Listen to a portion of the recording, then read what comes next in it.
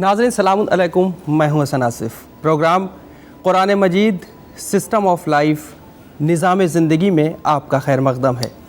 ناظرین اکرام، ہم آپ کو بتا دیں ہماری مسلسل گفتگو جاری ہے کلام پاک، اللہ کے اس کلام کے سلسلے سے جسے پروردگار عالم نے نازل کیا لوگوں کے لیے، انسانیت کے لیے۔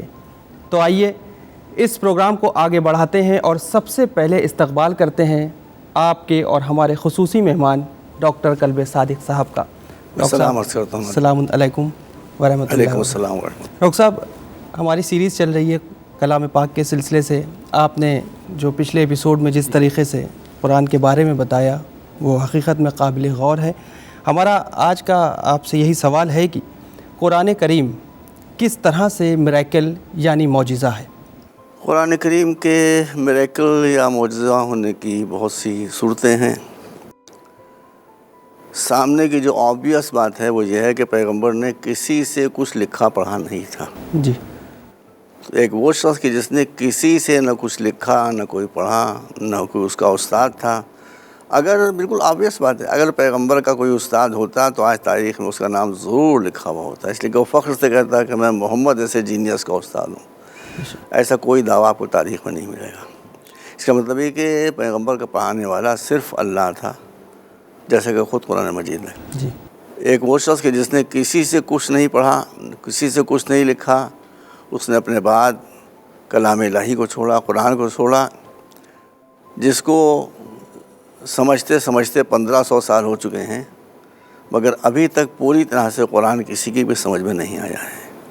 ہر دور میں قرآن کے نئے معنی و مطالب اور نئے گوشے سامنے آتے جاتے ہیں، اس لیے کہ قرآن اس کا کلام ہے جس کی مجبوراً مجھے انگریزی کے لفظ یہاں استعمال کرنا پڑ رہا ہے۔ اللہ کے علاوہ جتنی بھی ذاتیں ہیں، جتنی بھی شخصیات ہیں، ان سب کی نالج، ان سب کا علم، ان سب کا گیان ریلیٹیو ہے۔ اللہ کا علم ایبسلوٹ ہے۔ تو ایبسلوٹ کی تفسیر تو زندگی بھر ہوتی رہے گی اور وہ ختم ہونے والی نہیں ہے۔ تو قرآن مجید میں یہی شان پائی جاتی ہے کہ ایک ایسا شخص جس نے کسی سے کچھ نہ پڑھا تھا نہ لکھا تھا، اس نے جو کلام پیش کیا اس میں اتنی گہرائیاں ہیں کہ جتنا زمانہ آگے بڑھتا جاتا ہے اتنا قرآن کا ایک نیا ورق معنی کا کھل کے ہمارے سامنے آتا جاتا ہے۔ بے شک۔ ایک اور جو اعجاز کا پہلو ہے وہ یہ ہے، قرآن میں جو پیشین گوئیاں ہیں، جو پریڈکشنز ہیں، وہ سب حرف بحرف صحیح ہوتی چلی جا رہی ہیں۔ تو پریڈکشنز اسی کی 100% صحیح ہو سکتی ہیں جس کا تعلق عالم الغیب و شہادہ سے ہو، کیونکہ اللہ غیب کا عالم ہے۔ باقی سب جن کے پاس غیب ہے وہ متعلم، ان کو اللہ نے بتایا ہے، لیکن ایبسلوٹلی اگر کسی کے پاس علم غیب ہے تو وہ صرف اللہ کی ذات ہے۔ بے شک۔ تو دوسرا جو رخ ہے اعجاز کا وہ یہ کہ پیغمبر نے جو کچھ فرما دیا، قرآن کے ذریعے سے جو کچھ کہہ دیا گیا، وہ سب ہمارے سامنے آتا جاتا ہے۔ تیسری بات یہ ہے، بہت سے پہلو ہیں اس کے، تیسری بات یہ ہے کہ قرآن میں ایک صفت یہ ہے کہ پھیلے تو پورے کائنات کو سمیٹ لے اور سمٹے تو ایک نقطہ بن جائے، یہ بھی ایک اعجاز طریقہ ہے۔ تو اب ظاہر ہے، تو ابھی فوری میرے ذہن میں جو باتیں آئیں میں نے بتائیں، اس کے علاوہ بہت سی باتیں ہوں گی اور رخ ہوں گے جن کے ذریعے سے قرآن مجید کا اعجاز ثابت ہوتا ہے۔ پھر یہ کہ قرآن مجید نے کہا کہ ان کنتم فی ریب مما نزلنا علی عبدنا فأتوا بسورۃ من مثلہ، اگر تم کو قرآن مجید کے بارے میں شک ہے کہ یہ ہمارا کلام نہیں ہے تو ہماری تخلیق بے مثل ہوتی ہے۔ اگر قرآن ہمارا اتارا ہوا ہے تو یہ بھی بے مثل ہوگا۔ آپ سمجھ رہے ہیں نا میری بات؟ بے شک۔ آدمی ہوائی جہاز بنا سکتا ہے، آدمی ریل بنا سکتا ہے، آدمی شپ بنا سکتا ہے، لیکن آدمی کی مجبوری یہ ہے کہ ہوائی جہاز بنا سکتا ہے، مچھر نہیں بنا سکتا، اس لیے کہ مچھر اللہ نے بنایا۔ مکھی نہیں بنا سکتا، اس لیے کہ مکھی اللہ نے بنائی ہے۔ تو اس کی ایک صفت یہ ہے خلقت کی کہ جو اس کی مخلوق ہوتی ہے اس کی مثال اور اس کی ایسی دوسری چیز نہیں بنائی جا سکتی۔ تو یہ سب سے بڑا ثبوت ہے کہ قرآن بھی چونکہ اللہ کا نام ہے، اس لیے اس کا جواب بھی 1500 برس ہو چکے، نہ آج تک آیا ہے نہ صبح قیامت تک آئے گا۔ یہ بہت سی وجوہ ہیں جن کو بیان کیا جاتا ہے قرآن مجید کے اعجاز کے سلسلے میں۔ بہت خوب ڈاکٹر صاحب۔ ڈاکٹر صاحب، جس طریقے سے دیکھا جائے اور بھی بہت ساری کتابیں ہیں، لیکن قرآن مجید کو کیوں اتنا زیادہ امتیاز حاصل ہے؟ کہ اس میں ذرا سی ہم کو مسلمانوں سے شکایت ہے، اور شاید یہ ہماری شکایت صحیح ہوگی، لیکن ہماری رائے کی مخالفت کرنے کا بھی کسی کو حق حاصل ہے۔ مسلمان یہ سمجھتے ہیں کہ اللہ کی طرف سے جو کتابیں آئی ہیں وہ تورات ہے، زبور ہے، انجیل ہے اور قرآن ہے یا صحف ابراہیم، لیکن بہت سی دھارمک پستکیں ایسی ہیں جس کے بارے میں وہ نہیں مانتے کہ اس کو کوئی اہمیت حاصل. ہم مثال کے طور پر اپنے دیش کی مثال دے رہے ہیں. جیسے گیتا ہے، آپ کہیں گے کہ یہ اللہ کلام نہیں ہے، اللہ کلام تو عربی میں آتا. یہ بات نہیں ہے. یہ خود میرے عزیزوں بغلامہ، یہ خود قرآن کے تصریحات کے خلاف ہے.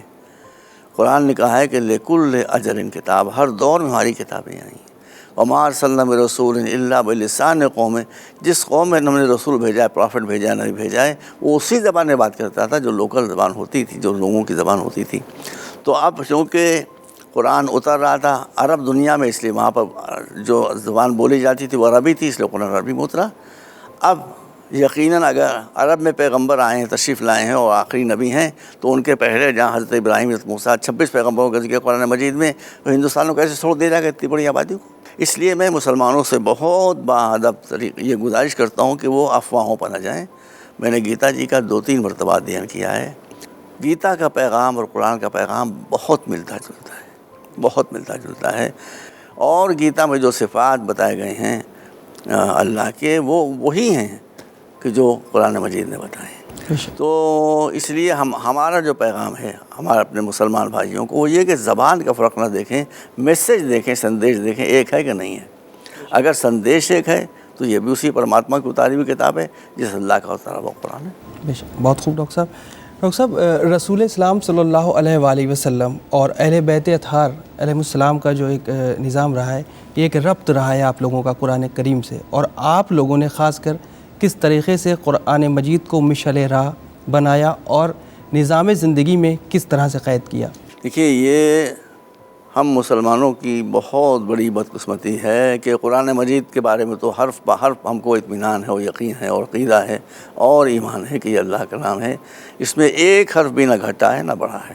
اگر کوئی شخص کسی فرقے کی طرف یہ اتہام لگاتا ہے تو اس کا اتہام ہے حقیقت سے کوئی، اس میں شیعہ، سنی، دیوبندی، بریلوی، اہل حدیث، کوئی فرق نہیں ہے. لیکن مسئلہ آتا ہے حدیثوں کا. اللہ نے اس بات کا وعدہ کیا تھا کہ قرآن کی حفاظت کریں گے، اس نے کر لیا. اس نے حدیثوں کے سلسلے میں کوئی وعدہ نہیں کیا ہے. بالکل. اس لیے ہم مثال کے طور پر عرض کرتے ہیں، بہت بڑے محدث ہیں، اہل سنت کے ہیں، سکوت عالم میں بہت بڑے محدث، امام بخاری رحمۃ اللہ علیہ. امام بخاری نے صحیح بخاری کو جمع کیا، بہت محنت کی، بہت مشقت کی، ملکوں گاؤں قریے پھرتے رہے وہ. لیکن زیادہ تر مسلمان علماء کو تو یہ بات معلوم ہی ہوگی، ہم عوام کو بتا رہے ہیں کہ تقریباً 7 لاکھ حدیثیں امام بخاری نے کلیکٹ کی. لیکن جب اس کی چھٹنی کی تو 7 لاکھ حدیثوں میں سے صرف 6,000 حدیثیں ایسی تھیں جو قابل اعتبار قرار پائیں. اب کیا پرسنٹیج نکلی صحیح حدیثوں کی؟ آپ خود اس بات کو غور کیجیے. بالکل. تو حدیثوں نے گھڑی ہوئی جو حدیثیں، خود رسول نے کہا بھی گھڑی باتیں، رسول نے فرمایا قد کثرت علی الکذابہ، میری طرف جھوٹی باتیں منسوب کر دینے والے لوگ بہت ہو گئے، اور ان کی زندگی میں جب بہت ہو گئے تو بعد میں کیا قیامت آئی ہوگی. یہ سب سے بڑا پوائنٹ آف کنفیوژن ہے. اب اتفاق کی بات یہ ہے کہ اس حدیثوں کے اس طوفان میں، جس میں صحیح و غلط، پھر بھی کچھ حدیثیں ایسی ہیں جس میں کم و بیش شیعہ اور سنی میں کوئی اختلاف نہیں ہے. اسی میں ایک حدیث ہوا ہے جسے حدیث ثقلین، اب ایک آدھ لفظ کا فرق ہے، اس سے کوئی فرق نہیں پڑتا، لیکن میسج جو ہے وہ سیم ہے. انی تارک فیکم الثقلین کتاب اللہ و عطرۃ اہل بیتی ما ان تمسکتم بہما لن تضلوا بعدی ولن یفترقا حتی یردا علی الحوض. اس حدیث میں حضور فرما رہے ہیں کہ میں جا رہا ہوں تو میں تمہاری ہدایت کا سامان کر کے جا رہا ہوں. میں اپنے بعد 2 گنا قدر چیزوں کو چھوڑ کر جا رہا ہوں. ایک اللہ کی کتاب ہے، دوسرے میرے اہل بیتی، عطرتی و اہل بیتی لکھا ہے. کوئی گنجائش کہیں دوسرے کی آتی نہیں اس میں. جب تک تم ان دونوں سے چمٹے رہو گے، پکڑ رہو گے ان کو، تم گمراہ نہیں ہوگے. ان دونوں میں کبھی ٹکراؤ نہیں ہوگا. سبحان اللہ. ان دونوں میں کبھی ٹکراؤ نہیں ہوگا. جو یہ عمل کریں گے اس کی تصدیق قرآن کر دے گا، اور جب قرآن کی کوئی بات سمجھ میں نہیں آئے گی لوگوں کے، تو اہل بیت بتائیں کہ یہ قرآن کی آیت کا مفہوم کیا ہے. تو ہم صحابہ کے بھی احترام کرتے ہیں، ان کا بڑا عظیم مرتبہ تھا، ان کی توہین تھوڑی کر رہے ہیں. لیکن جو بات اہل بیت کی ہے بہرحال وہ اپنی جگہ کے اوپر ہے. تو اب جب قرآن اور اہل بیت کا بالکل ساتھ ہے تو لاجیکل یہ بات ہے کہ اہل بیت کی کوئی بات قرآن کے خلاف نہیں ہو سکتی، اور قرآن کی کوئی آیت اہل بیت کے عمل کے خلاف نہیں ہو سکتی. بالکل. یہ دونوں جڑی ہوئی ہیں. اب آپ اگر دیکھیں تو قرآن کی ہر آیت اللہ کا کلام ہے، ہر آیت معجزہ ہے، ہر لفظ معجزہ ہے، ہر جملہ معجزہ ہے.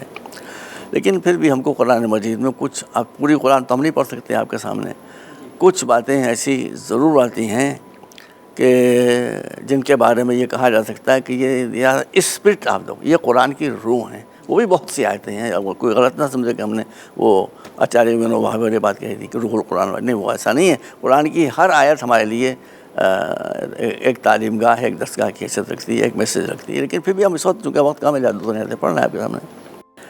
مثلاً قرآن کہتا ہے سورہ یوسف میں، حضرت یوسف کی زبانی قرآن مجید کہہ رہا ہے جناب یوسف کو بالکل بے خطا بے قصور قید خانے میں ڈال دیا گیا، 14 برس وہاں پر وہ رہے۔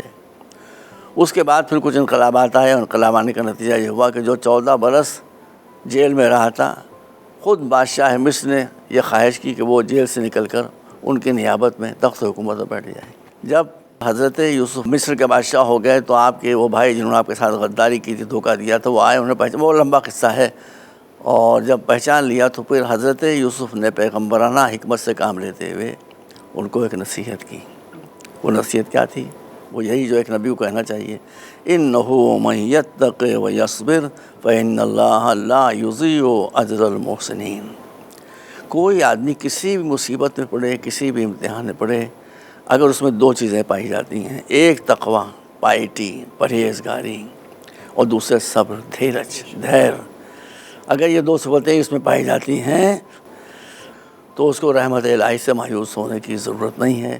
اللہ آخرت سے پہلے دنیا میں بھی اس کی اجازت دیتا ہے، اور اس کے لیے پیغمبر نے کہا نہیں، لیکن مطلب یہی تھا کہ مجھے کو دیکھ لو، میں نے 14 برس جیل خانے میں گزار دیے، 14 برس گزار دیے، لیکن میں نے تقویٰ کو اپنے ہاتھ سے جانے نہیں دیا، صبر کو اپنے ہاتھ سے جانے دیا، تو اللہ نے مجھے اس دنیا میں کیا اجر دیا کہ جس بادشاہ نے مجھے جیل میں بھیجا تھا اسی بادشاہ نے مجھے تخت حکومت پر بٹھا دیا۔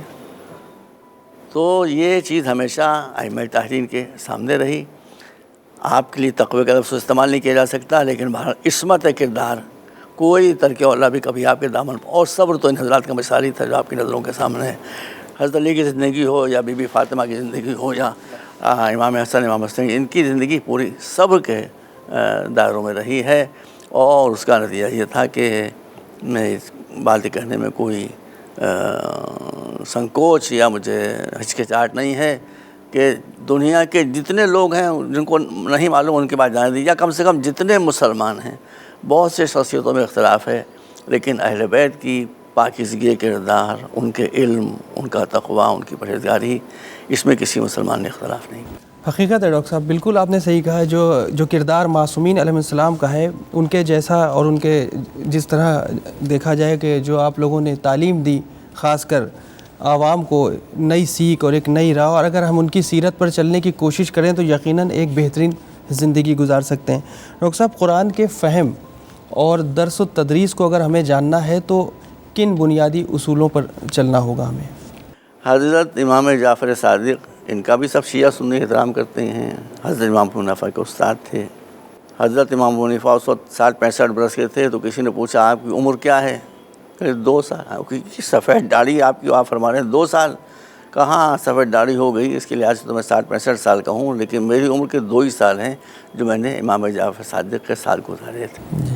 اس نہ معلوم ہو، لیکن یہ حدیث موجود، روایت موجود ہے، اس سے آپ کو اندازہ ہوگا کہ امام جعفر صادق کا ہم امام حنیفہ کا بہت احترام کرتے ہیں، ان کے شاگرد امام ابو یوسف ان کا بھی احترام کرتے ہیں، امام مالکی، شافعی، حضرت سب کا ہم احترام کرتے ہیں، لیکن امام جعفر صادق بہرحال ائمہ اہل بیت میں سے تھے۔ تو امام نے جو کچھ فرمایا ہے وہ یہ ہے کہ قرآن بہت گہری کتاب ہے، لیکن اس وقت ایجوکیشن کی ٹیکنالوجی بہت ڈیولپ کر گئی ہے، بہت ڈیولپ کر گئی ہے، جو ہے جس کے بارے میں ہم کبھی سوچ بھی نہیں سکتے تھے، وہ آج ہمارے سامنے آ چکی ہے۔ تو اسی چھٹا امام نے فرمایا ہے، کسی نے پوچھا آپ ائمہ اہل بیت میں سے چھٹے ہیں، یہ بتائیے آپ کا مشن ہم کیسے پھیلائیں؟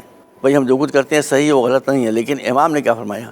امام نے فرمایا کہ ہمارا مشن اس طرح سے پھیلاؤ کہ ہم لوگوں کے لیے ایکسیپٹیبل ہو جائیں۔